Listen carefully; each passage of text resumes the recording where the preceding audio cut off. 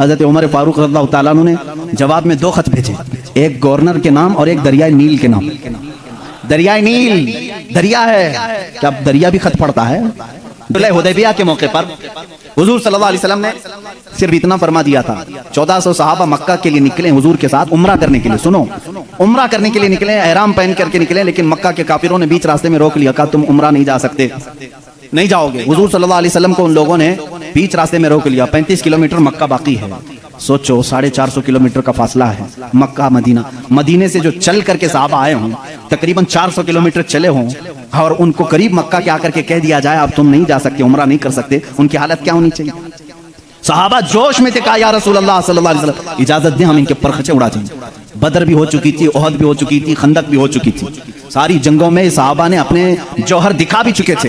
ये 6 हिजरी का मामला है, सन 6 हिजरी में हुदैबिया का मामला आया। हुजूर सल्लल्लाहु अलैहि वसल्लम अपनी निगाह नबूवत से देख रहे थे। आपने फरमाया नहीं, जंग नहीं चाहता मैं, इसलिए कि हम हालत एहराम में है, हालत एहराम में हम जंग नहीं चाहते। हुजूर ने सुलह की बात कर ली मक्का वालों से, वो बज़ाहिर दब करके सुलह लग रही थी, तो उसमें हजरत उमर सबसे ज्यादा बेकरार थे, सबसे ज्यादा बेकरार।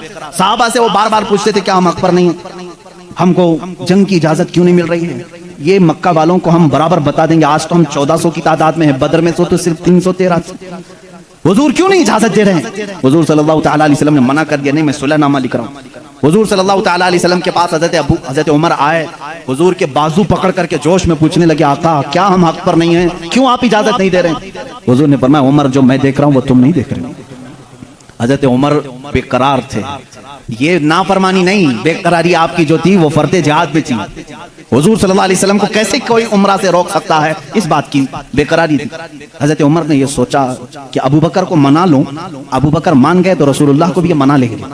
हजरत अबू बकर के पास आए, सिद्दीक अकबर रज़ियल्लाहु ताला अन्हु को उन्होंने जोर से कहा, ए अबू बकर आप नहीं देख रहे हम 1400 की तादाद में और रसूलुल्लाह सल्लल्लाहु अलैहि वसल्लम सुलह लिख रहे हैं मक्का वालों के साथ, सुलह वो भी ऐसी सुलह कि हमारी उसमें इज्जत नहीं है।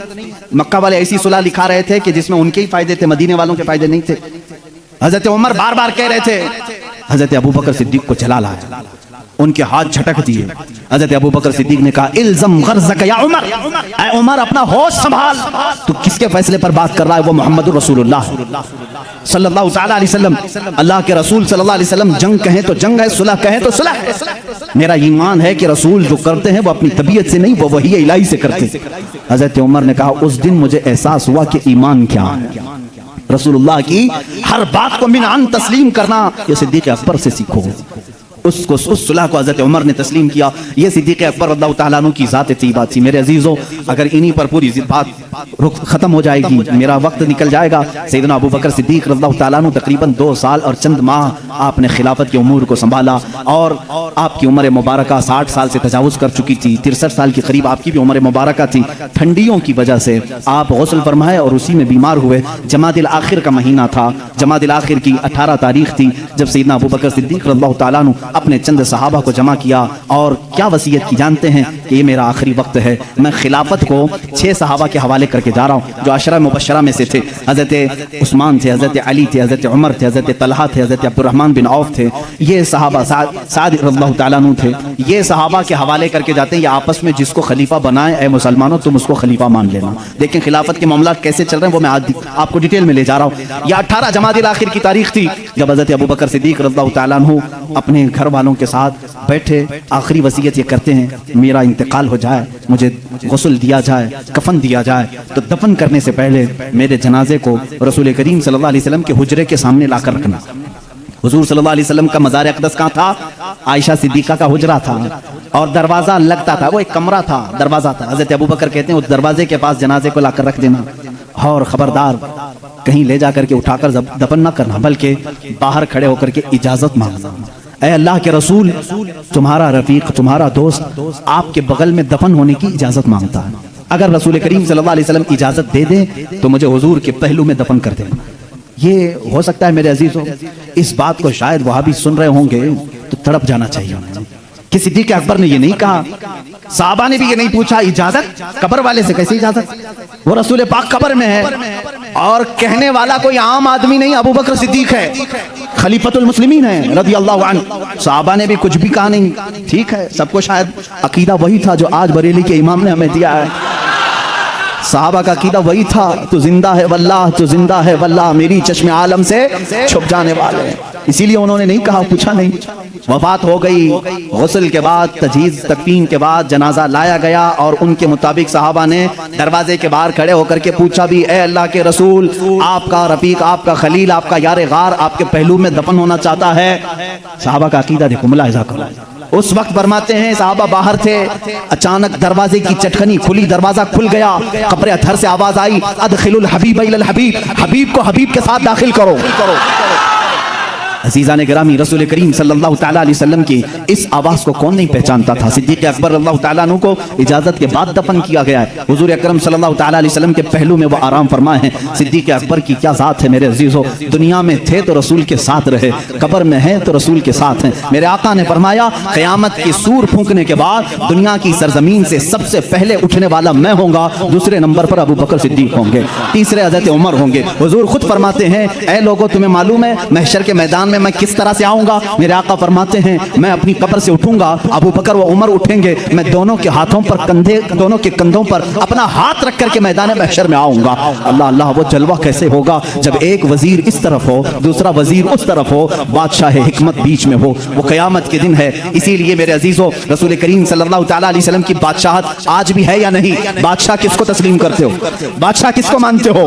रसूल करीम सल्लल्लाहु अलैहि वसल्लम को एक मुहक्किक ने बड़े अच्छे अंदाज में मुझसे एक बात कही थी कि दुनिया का निजाम है कि जब बादशाह कुर्सी पे होता है तो वजीर उसके पहलू में होते हैं। वजीर इधर है, इधर कोई वजीर बैठा है। बादशाह जब उठ के चला गया तो वजीर भी चले जाते हैं, वजीरों की कुर्सियां भी खाली होती। बादशाह जब तक बैठा है वजीर भी बैठे हुए हैं। जब तक बादशाह कुर्सी पर है वजीर भी हैं। वजीरों का अगल बगल होना भी इस बात की अलामत है कि निजाम सल्तनत चल रहा है, निजाम सल्तनत चल रहा है। ऐ लोगों, तुम किस खाम ख्याली में हो? क्यों किसी की जय विजय पुकारते हो? क्यों किसी को बादशाह तस्लीम करते हो? अल्लाह के हबीब मोहम्मद रसूलुल्लाह सल्लल्लाहु अलैहि वसल्लम दुनिया में जब थे तब वो शाह थे, वो बादशाह थे। अपनी कब्र अथर में जब गए तो एक पहलू में सिद्दीक़ अकबर लेटे हैं और आगे के पहलू में उमर फारूक लेटे हैं। ये इस बात की अलामत है वजीर अब भी अगल बगल हैं और बादशाह अपनी कुर्सी बादशाहत पर कायम है। वो जिंदा है वल्लाह, तू जिंदा है वल्लाह, मेरी चश्मे आलम से छुप जाने वाले। जब तक ये कब्रों का मंजर कायम रहेगा समझना रसूलुल्लाह की बादशाहत कायम रहेगी। आई नई हुकूमत, सिक्का नया चलेगा, आलम में रंग बदला, सुबह शबे विलादत बुझ गई जिसके आगे सभी मशालें, शम्मा वो लेकर आया हमारा नबी। मेरे अजीजों, उस नबी का दौर खत्म नहीं हुआ, उस नबी का दौर अब भी बाकी है, उस नबी का दौर अब भी बाकी है। रसूल करीम सल्लल्लाहु अलैहि वसल्लम के जानिसार सहाबा सिद्दीक़ अकबर अल्लाह तआला अन्हु की वफात के बाद जो सहाबा मौजूद थे उन्होंने मशवरे से, जो 6 सहाबा थे, मशवरे से बिल इत्तेफाक सैयदना उमर इब्न खत्ताब रज़ियल्लाहु तआला अन्हु के हाथ में बैत कर ली। ये जमादिल आखिर का महीना था, 13वीं हिजरी थी। यहाँ से हज़रत उमर फारूक ने निज़ाम खिलाफत को संभाला। आपका दौर इतना सुनहरा है, इतना सुनहरा है। वो उमर जिसके आदा पे शैदा सकर, इज्जो शान अदालत पे लाखों सलाम। अजीज़ान गिरामी, उस उमर की हम बात करने चले हैं जिसके मुतालिक मेरे नबी ने खुद फरमाया, जिस रास्ते से उमर चलते हैं शैतान उस रास्ते पे नहीं आता है। जहाँ तक उमर की खुशबू जाती है शैतान उससे दूर भागता है। लौकान बादी नबीयन लकान उमर इब्न खत्ताब। हुजूर सल्लल्लाहु अलैहि वसल्लम फरमाते हैं, अगर मेरे बाद कोई नबी हो सकता तो उमर इब्न खत्ताब होते, लेकिन मैं खातमुन नबीयीन हूँ, मेरे बाद कोई नबी नहीं आ सकता। इसलिए कि उमर फारूक रज़ियल्लाहु तआला अन्हु की जुबान पाक ऐसे मशवरे होते थे। कई मरतबा का मामला ऐसा है, लोग अलग अलग मशवरे देते, हज़रत उमर जो मशवरा देते थे उसी के मुताबिक कुरान की आयत आ जाती थी। अल मुवाफ़िक़ रअयिही लिल वही वल किताब, आपका लक़ब दिया गया। पर्दे के मामला जो आए औरतों पर, ये हज़रत उमर के मशवरे से आए। अजान देने के जो अल्फाज हैं ये हज़रत उमर के मशवरे से हैं। ये तमाम मामलात में हज़रत उमर ने खुद मशवरा दिया था और अल्लाह ने हुक्म भी वैसे ही नाजिल फरमाया। और हदीस में ये मिलता है कि उमर की जुबान पर अल्लाह के कलमे होते हैं। अल्लाह रब्बुल इज़्ज़त की जो सदाकत है, जो हक़ानियत है, वो हज़रत उमर फारूक की जुबान पर कायम होती। सैयदना उमर फारूक रज़ियल्लाहु तआला अन्हु ने 10 साल खिलाफत के इस निज़ाम को संभाला। कितने? 10 साल। लेकिन आपका निज़ाम ऐसा था, आज पूरी दुनिया में लाखों उमर होंगे, लेकिन सिर्फ अगर आप उमर कहोगे तो जहन पहले उमर इब्न खत्ताब की तरफ जाएगा। लाखों उमर आए गए उसके बाद, लेकिन सिर्फ अगर उमर कहोगे या उमर फारूक कहोगे किसी का जहन दूसरे उमर की तरफ नहीं जाता, उसी रसूल की उमर की तरफ जाता है। अपने तो अपने गैरों ने भी मिसाल थी, गैरों ने भी मिसाल थी हिंदुस्तान की। यहाँ पर गांधी जी को आप कौन नहीं जानता? नहीं जानोगे तो विटामिन एम भी नहीं रख सकते। गांधी जी ने खुद अपने तहरीर में लिखा है, मौजूद है ये बात, मोहनदास करमचंद गांधी की बात कर रहा हूं कि मेरे पास हमारे पुराने लोगों की तारीख पेश करने के लिए कोई चीज नहीं है, क्योंकि जिन भगवानों का तज़किरा आज किया जाता है, गांधी जी ने कहा मुझे मालूम नहीं वो हकीकत में थे भी कि नहीं थे। ये मैं दूसरों की बात नहीं कर रहा हूं, इसीलिए तो गांधी जी को आरएसएस वाले नहीं मानते। हाँ, साफ बात मैं बता रहा हूं। उन्होंने लिखा है कि मुझे मालूम नहीं कि हमारे मजहब की जो शख्सियात हैं वो हकीकत में थी भी कि नहीं थी, लेकिन हिंदुस्तान की पार्लियामेंट अब कायम होगी तो जो भी संभालेगा मैं उसको 2 नाम दे सकता हूं कि उनकी तरह संभालो, एक अबू बकर, दूसरे उमर का। कहा कि ये 2 नाम खाली ख्याली नहीं है, फील्ड पर थे और करके दिखाया। गांधी जी पढ़े लिखे आदमी थे और हिस्ट्री के वो शौकीन भी रहे, जिसकी वजह से तारीख में इस तरह की दिलचस्पी थी। इन शख्सियात का हवाला क्यों दिया, कुछ लोगों ने पूछा भी। कहा कि निज़ाम खिलाफत, निज़ाम हुकूमत संभालने का मतलब ये नहीं है कि कुर्सी पर बैठे और किसी किले की फसील पर चढ़ करके सिर्फ चिल्लाए। ये निज़ाम हुकूमत संभालने का मतलब नहीं है। निज़ाम हुकूमत संभालना अगर चाहते हो, तुम्हें अगर कुर्सी पर बिठाया गया है तो दूसरी सबसे बड़ी तुम्हारी जिम्मेदारी क्या होती है, वो ये 2 खलीफा की जिंदगी में देखो। हज़रत उमर कहते हैं मैं ढूंढ करके गरीबों की मदद करना चाहता था, जो बेकस है, जो मजबूर है। मुझे मदीने में एक बूढ़ी ऐसी मिली जिसका कोई नहीं था, वो गरीब भी थी, लाचार थी। हज़रत उमर कहते हैं मैंने सोचा इस बूढ़ी की खिदमत करूंगा इसके घर में जा करके, लेकिन किसी को पता ना चले। हज़रत उमर कहते हैं मैं सुबह जब गया उसके घर पर, उसके घर का कचरा पूरा साफ था, बर्तन धोए हुए थे, उसका बिस्तर झाड़ा हुआ, लेकिन वो औरत अपने बिस्तर से उठने के भी काबिल नहीं थी, बूढ़ी औरत थी। हज़रत उमर कहते हैं दूसरे दिन मैं गया, फिर साफ सुथरा था। ये बूढ़ी औरत कैसे काम कर जाती है अपने घर के।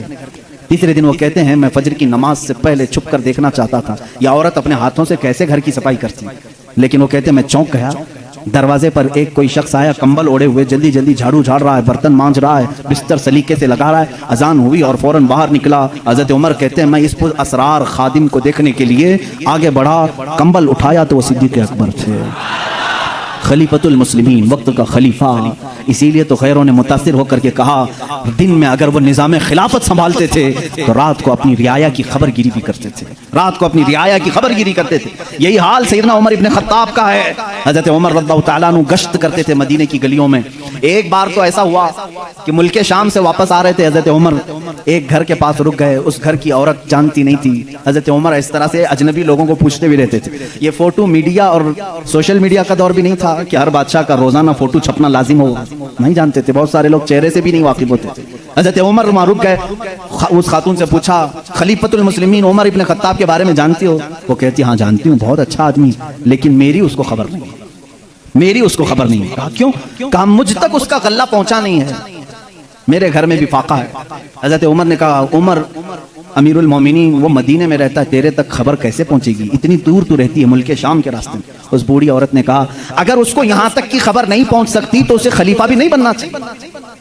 अगर इतने दूर की किसी गरीब की खबर उसको नहीं पहुंचती तो उसे खलीफा भी नहीं होना चाहिए। हज़रत उमर उस रात इतना रोए कि उनकी दाढ़ी भीग गई। सच कहा इस खातून ने, गए बाजार से सामान खरीद कर अपने कंधे पर उठा लाए और उस औरत के घर पहुंचा है। एक घर मदीने का ऐसा भी आपने देखा जहां रात को औरत अपने बच्चों को थपक कर सुलाती थी और हांडी में कुछ जल रहा होता था, आग लगी है, हांडी में पकने की आवाज आती। हज़रत उमर देख रहे थे, आवाज सुन रहे थे, बच्चों को माँ कह रही सो जाओ सो जाओ, बच्चे कह रहे माँ तो रोजाना यही बोल के सुलाती है, 2 दिन से पक रहा है, कब पकता है, हम रात को भूखे सो जाते। हज़रत उमर दस्तक देते हैं, उस घर वाली से पूछते हैं क्या मामला। कहा घर में कुछ भी नहीं। फिर ये हांडी में क्या है? कहा पानी और पत्थर रखे हूं बच्चों को बहलाने के लिए, किसी आस में सो जाएंगे। हज़रत उमर रज़ियल्लाहु ताला अन्हु फरमाते हैं मुझे इसकी खबर नहीं हुई। बैतुल माल में गए, पूरा थैला उठाया आटम का, अनाज का, अपने कंधे पर लेकर निकले। उनके गुलाम ने कहा ये हमें दे दें, हम लेकर चलते हैं। सख्ती से कहा क़यामत के दिन क्या तू मेरे अमाल का बोझ उठा पाएगा? मुझे उठाने दे। लेकर क्या है, नकाब बांधे हुए थे अपने चेहरे पर। उस खातून से कहा मैं रोटियां पकाता हूँ। घर में दाखिल होकर आटा गूंधा, रोटियां पकाई, बच्चों को जगाया, उनका मुंह धोया और रोटियां उन्हें परोसने लगे। वो खातून की आंखों में आंसू आ गए। कहा तुझ जैसा फरिश्ता अल्लाह ने उतारा है, मेरे घर कई दिनों के बाद ग़िज़ा आई है। उस खातून से हज़रत उमर ने पूछा उमर के बारे में तुम्हारा क्या ख्याल है? उमर के बारे में तुम्हारा क्या ख्याल है? वो कहती है बहुत नेक है, खलीफा रसूल है, लेकिन क्या करूं मुझ जैसी गरीब की फरियाद शायद उस तक नहीं पहुंची। अगर मेरे बच्चे भूखे मर गए तो मैं क़यामत के दिन ये शिकायत ज़रूर करूंगी। हजरत उमर हिचकियां लग गई, जोर से हिचकियां आ गई हजरत उमर को। वो खातून कहने लगी, मेरे भाई तुझे क्यों इस बात का खौफ है, तुझे क्यों इस बात का डर है, तू क्यों रो रहा है? हजरत उमर जिनकी आंखें लाल हो चुकी थी, गम की वजह से बदन पे कपकपी थी, नकाब हटाया, उस खातून को कहा, उमर इब्ने खत्ताब मैं ही। वो खातून मचल गई और कहा, ऐ रब्बुल जलाल तू गवाह हो जा, मैं उमर की यहाँ पर भी गवाही देता हूँ और क़यामत के दिन भी गवाही दूंगी कि अगर किसी गरीब की खबरगिरी कोई कर सकता है तो वो उमर इब्ने खत्ताब है। एक साल पूरे मदीने में कहता गया, वो पूरे साल तक हज़रत उमर फारूक ने सालन नहीं खाया, सालन नहीं खाया, रोटी को पानी में भिगोते थे, खाते थे। लोग कहते थे आप क्यों नहीं खा रहे हैं, आप खलीफा हैं? कहते थे कहत का दौर है, पता नहीं कौन भूखा है और कौन खाया है, मैं उस वक्त तक नरम नहीं खाऊंगा जब तक मेरी पूरी रियाया खुशहाल ना हो जाए। हजरत उमर का ये निजाम था, जिसके बाद हालात ऐसे हो गए, सिर्फ 2.5 साल के बाद, सिर्फ 2.5 साल की खिलाफत के बाद मदीने के हालात ये थे मेरे अजीजों, मदीने वाले अपनी ज़कात लेकर बाहर आते थे, लेने वाला कोई नहीं था, ज़कात लेने वाला कोई नहीं, सब ज़कात देने वाले थे।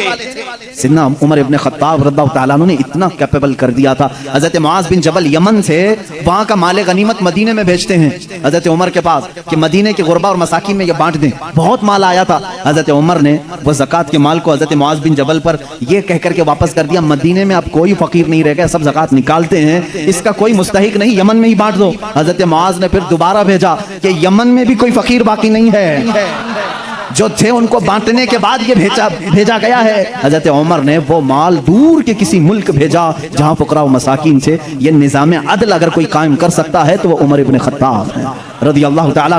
और जानते हैं पूरी कायनात के लिए, पूरी दुनिया के लिए हजरत उमर के वो काम जो आज भी दुनिया उनकी प्यासी है। और पार्लियामेंट के लॉ बनाने वालों के लिए मेरा चैलेंज है, उमर इब्ने खत्ताब के बनाए हुए कवानीन को छोड़कर आज पूरी दुनिया की किसी पार्लियामेंट में मुकम्मल लॉ कोई बना ही नहीं सकेगा, इसलिए कि जराइम के कवानीन, बच्चों के कवानीन, औरतों के कवानीन, बूढ़ों के कवानीन, सबके कवानीन सबसे पहले हजरत उमर फारूक ने मुरत्तब किए। और जानते हैं ये लेआउट बनाने वाला सिस्टम, डेवलप करने वाला सिस्टम, सिटी बनाने का प्लान सैयदना उमर फारूक का दिया हुआ है। सबसे पहले बसरा और कूफा आपने बनाया था, यानी मास्टर प्लानिंग के साथ सिटी बनाई गई। रोड बनाने का सबसे पहला काम हजरत उमर फारूक ने किया है। तारीख सबसे पहले हजरत उमर फारूक ने कायम की। बैतुल माल का निज़ाम सबसे पहले हजरत उमर ने कायम किया है। मस्जिदों के मुअज्जिन और मस्जिदों के इमामों के लिए तनख्वाह का सिस्टम हजरत उमर फारूक ने कायम किया है। और इतना ही नहीं, अदल का हाल तो ऐसा था कि किसी के साथ कोई रियायत नहीं, किसी के साथ कोई रियायत नहीं, चाहे वो कोई भी हो। मिस्र के गवर्नर के बारे में लोगों ने सिर्फ इतना कहा कि इनके यहाँ बहुत कीमती घोड़ा है, बहुत पैसों का घोड़ा है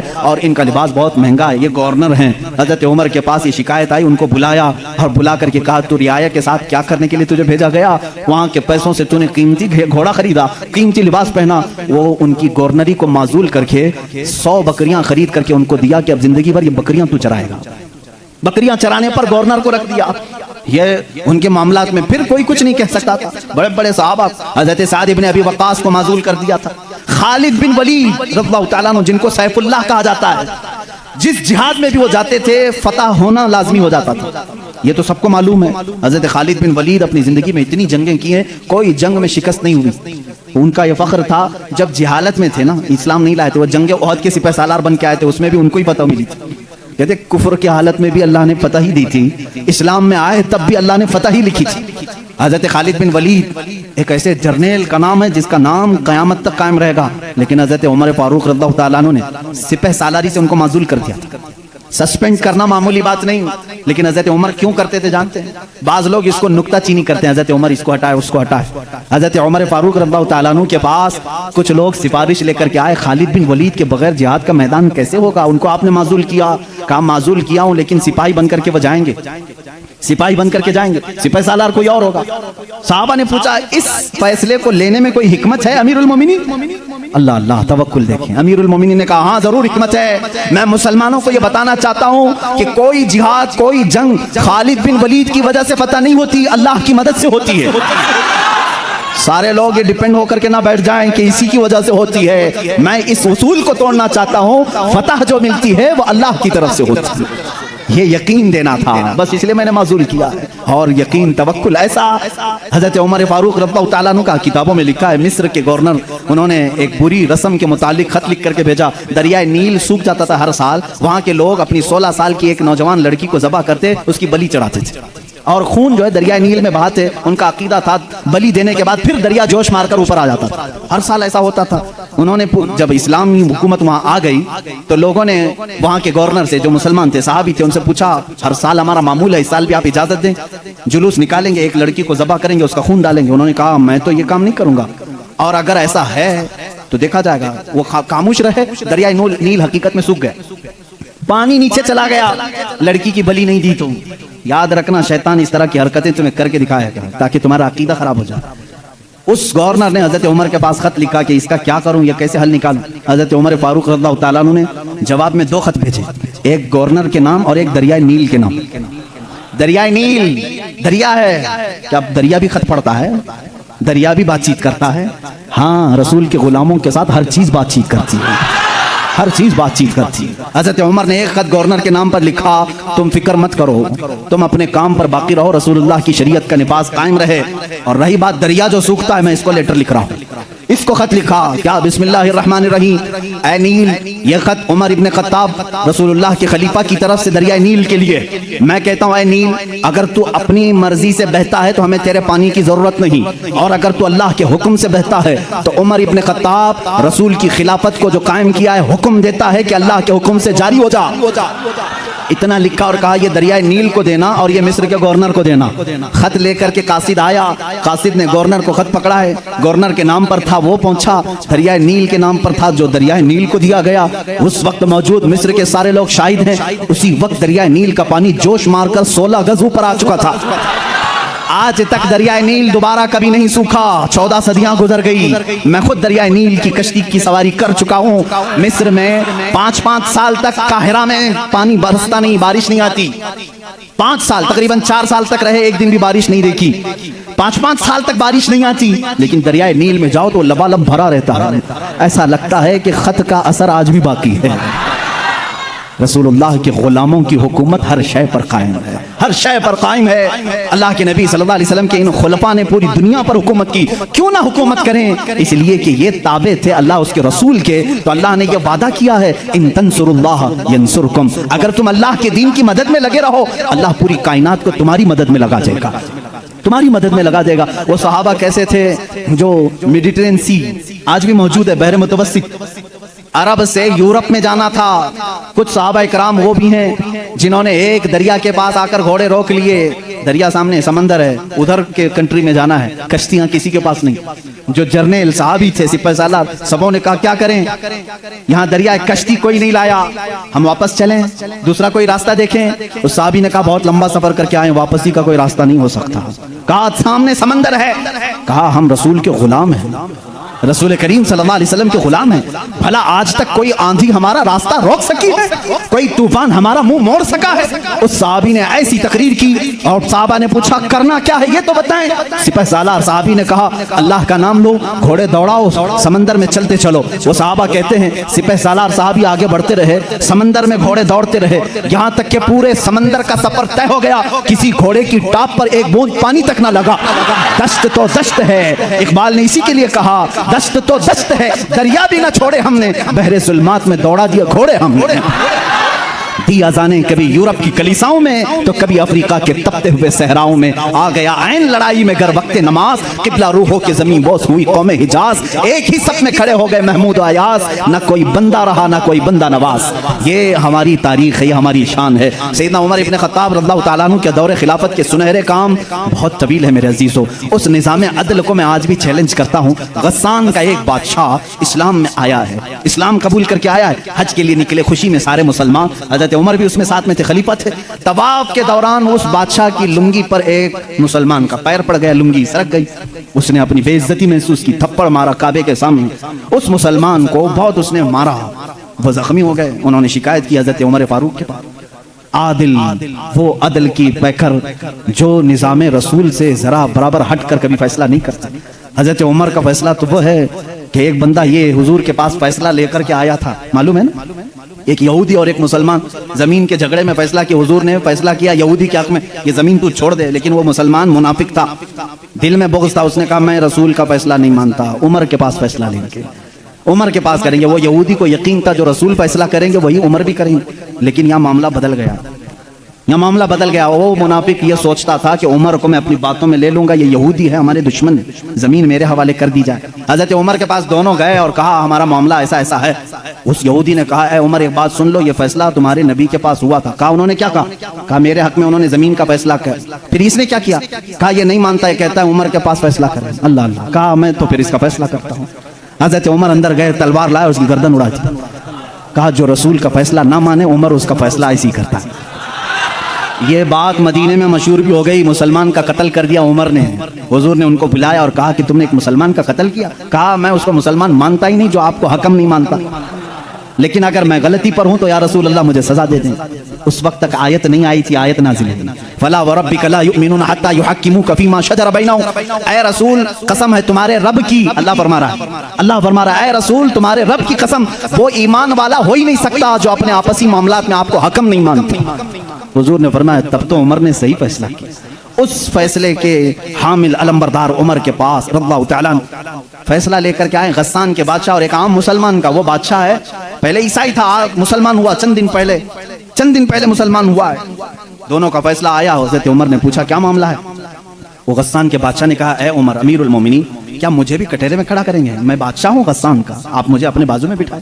हज़रत उमर ने कहा आज मुकद्दमा है, बादशाह नहीं, तुम भी वहीं खड़े रहोगे जहाँ मुकद्दमा करने वाला खड़ा है।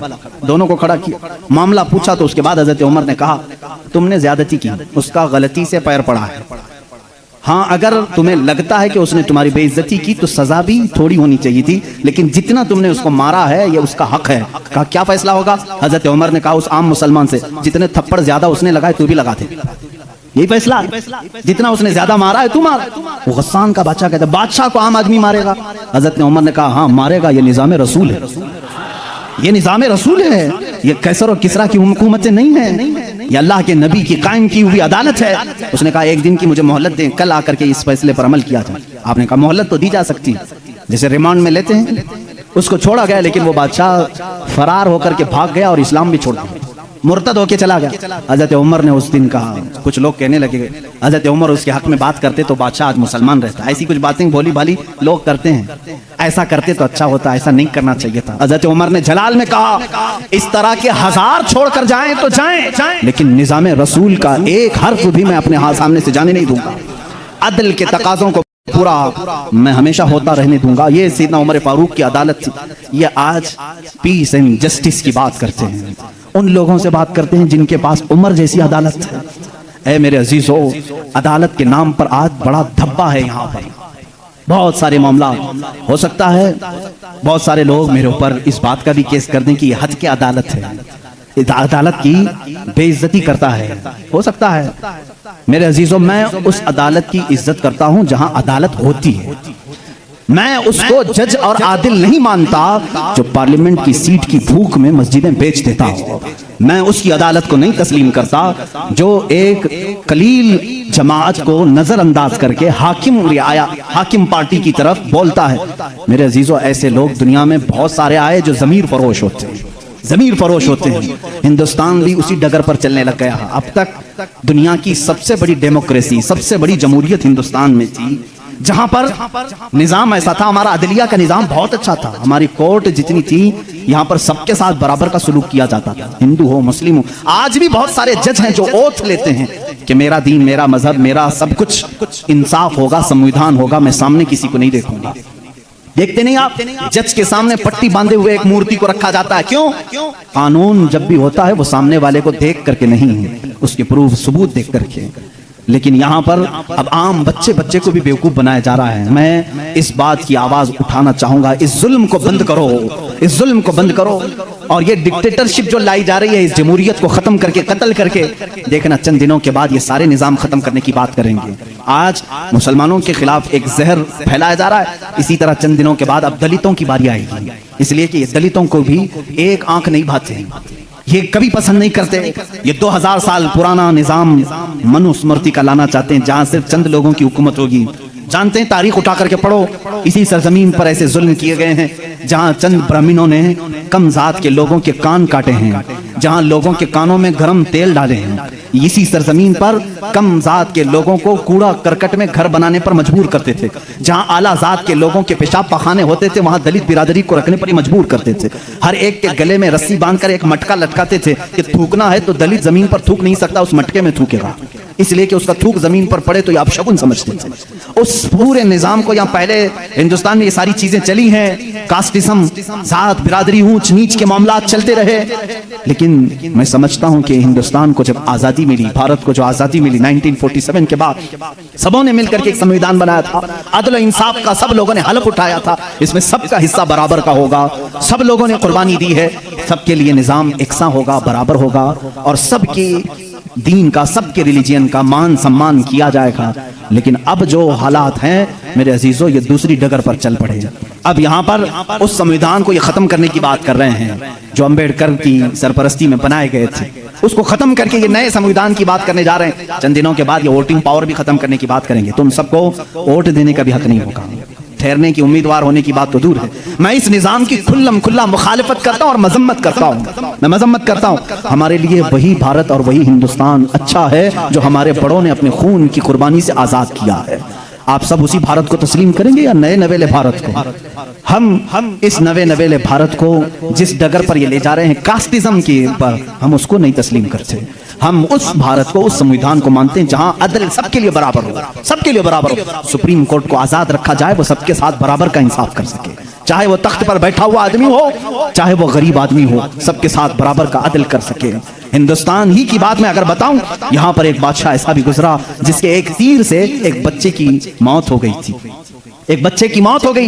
औरत जो बच्चे की मां थी वो मुकदमा कर दी चीफ जस्टिस के पास। उस वक्त के जो चीफ जस्टिस थे काजी सिराजुद्दौला, उन्होंने तलब किया बादशाह को तलब किया। इसी हिंदुस्तान की बात कर रहा हूं। औरत एक जगह खड़ी है, वक्त का बादशाह एक जगह खड़ा है। औरत ने कहा मेरे बच्चे को इनके तीर से मौत हो गई। बादशाह शिकार खेल रहा था, चूक के तीर लग गया। बादशाह ने कहा हाँ मेरा तीर लगा तो है, गवाह भी हैं, सिपाही भी गवाह हैं, औरत भी गवाह है। दो ऑप्शन होते हैं मौत के बाद, किसी का कुछ कत्ल हो गया अनजाने में, चूक कर अगर कत्ल हो गया, दो ऑप्शन इस्लाम देता है। उस औरत को काजी ने कहा तेरे पास दो ऑप्शन है, चाहे तो अपने बच्चे की मौत पर दियत ले ले, कुछ पैसे ले ले बादशाह से और उसे माफ कर दे, या चाहे तो जान के बदले जान ले ले। बादशाह की जान भी ले सकती है। काजी ने फैसला सुना था, ये नहीं कि बादशाह को छोड़ देना है, दोनों ऑप्शन औरत के ऊपर। वह औरत ने जब देखा कि अदल का ये पैकर इस्लामी निजाम है, बादशाह के तीर लगा है और काजी सही सही फैसला दे रहा है, उस औरत ने कहा अगर ये काजी आज इस तरह का सही फैसला दे रहा है तो इस तरह के बादशाह की वजह से ही, बादशाह ऐसा होगा इसीलिए काजी ऐसा है। उस औरत ने कहा मैं इस बादशाह की जान बख्शती हूँ, मेरे बच्चे के लिए जो दियत बनती है वो बादशाह मुझे देते। बादशाह ने जितनी दियत बनती थी उससे ज्यादा उसे दिया। और जब ये मामला खत्म हुआ तो बादशाह काजी के पास आया, काजी के पास आया और अपना जुब्बा खोला, उसमें खंजर था, खंजर निकाला, कहा काजी, वो उस वक्त के सुप्रीम कोर्ट का चीफ जस्टिस था काजी। बादशाह क्या कहता जानते हो, मुझे जब पता चला मेरे ऊपर मुकदमा है और मुझे मालूम था मेरे तीर से एक बच्चा फौत हुआ है, मैं आज कोर्ट में आ रहा था, मैं साथ ही खंजर लेके चला। काजी ने पूछा क्यों लेके चले? कहा मैं ये देखना चाहता था कि अगर फैसला कुरान और हदीस के मुताबिक हो तो ठीक है मैं मान लूं, और जरा बराबर अगर बादशाह का ख्याल करके काजी ने किया तो इसी खंजर से काजी को कत्ल कर दो। बादशाह ने यह कहा, काजी मुस्कुराया और अपने गद्दे से उठ गया और चादर हटाई, नीचे बहुत बड़ा कोड़ा था।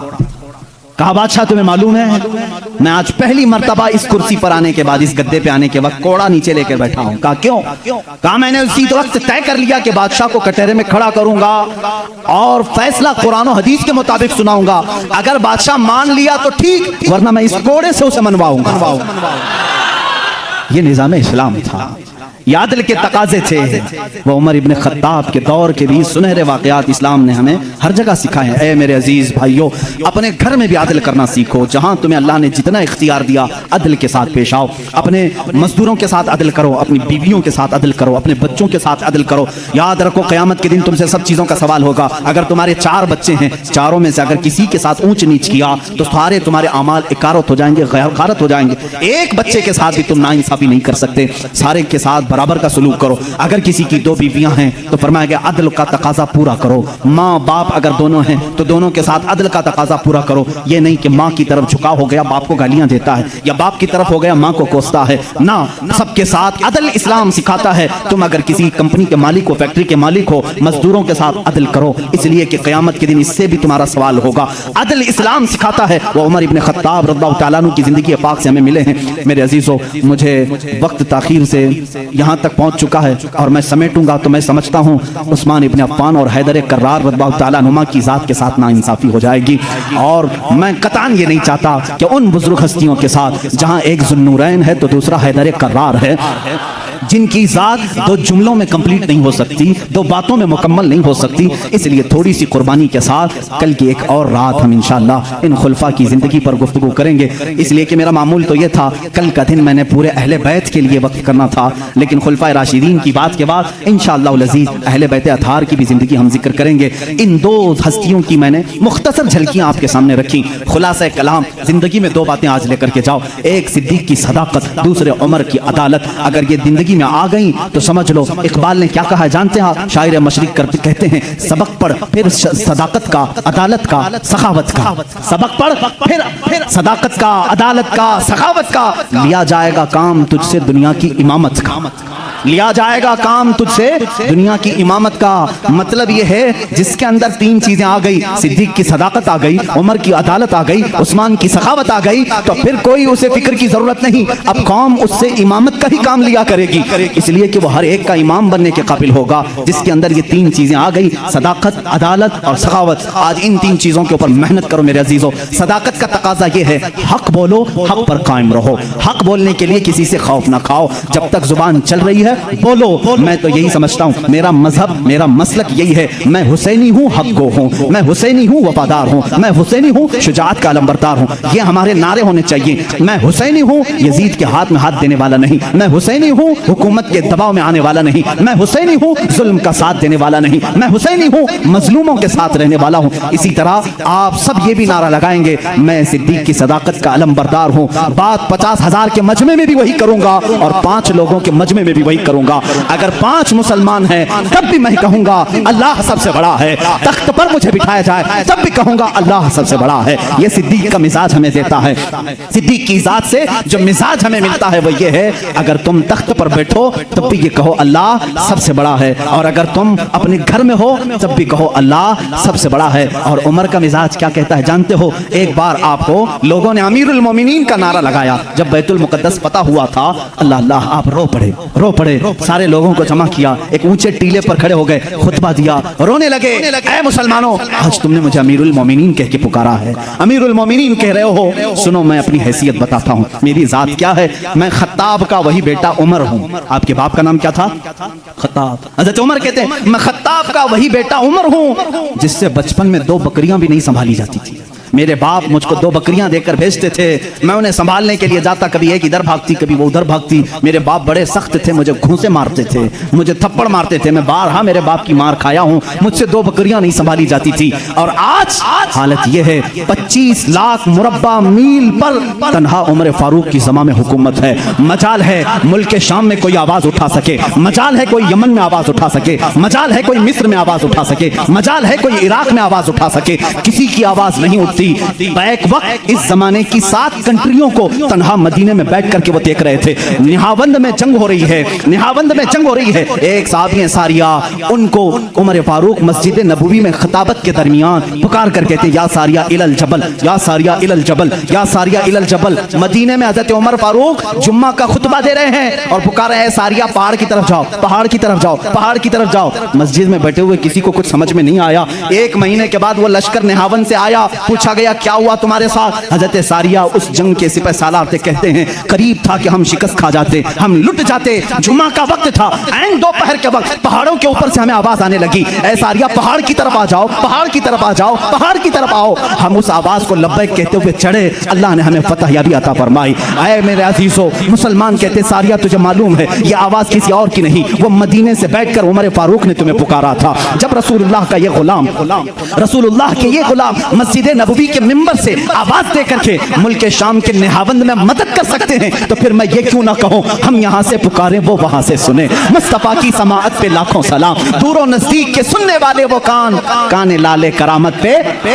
यह हमारा अकीदा है। बरेली के इमाम ने जो अकीदा दिया वो बरेली का नहीं, वो मदीने का अकीदा है, वो मदीने का अकीदा है, वो सहाबा का अकीदा है। बात मैं ये कह रहा था, हज़रत उमर ने क्या मिजाज दिया जब आपको अमीरुल मोमिनीन पुकारा गया। उन्होंने कहा मैं वही खत्ताब का बेटा हूं जिससे 2 बकरियां नहीं संभाली जाती थी, आज 25 लाख किलोमीटर मुरब्बा स्क्वायर किलोमीटर में तनहा संभालता हूं। जानते हो ए सहाबा, ए ताबईन, ए मोमिनीन, किस वजह से? इसलिए कि पहले मैं खत्ताब का बेटा था, अब रसूल का गुलाम हूं। जब से मेरी निस्बत रसूलुल्लाह से है, हर चीज अल्लाह ने मेरे ज़ेरे नगी की है। जब तक बिके न थे तो कोई पूछता न था, या रसूल अल्लाह तुमने खरीद कर हमें। सहाबा का जो अकीदा था, ए मुसलमानों तुम भी वही पुकारो। आज मैं भी बबंगे दुहल ये कहता हूँ, मेरा नाम क्या है, मेरी जात क्या है, मुझे कौन जानता है। आज अगर इतना सारा मजमा मुझे सुनता है तो सिर्फ इसलिए कि मेरी निस्बत हदीस रसूल से है। रसूल करीम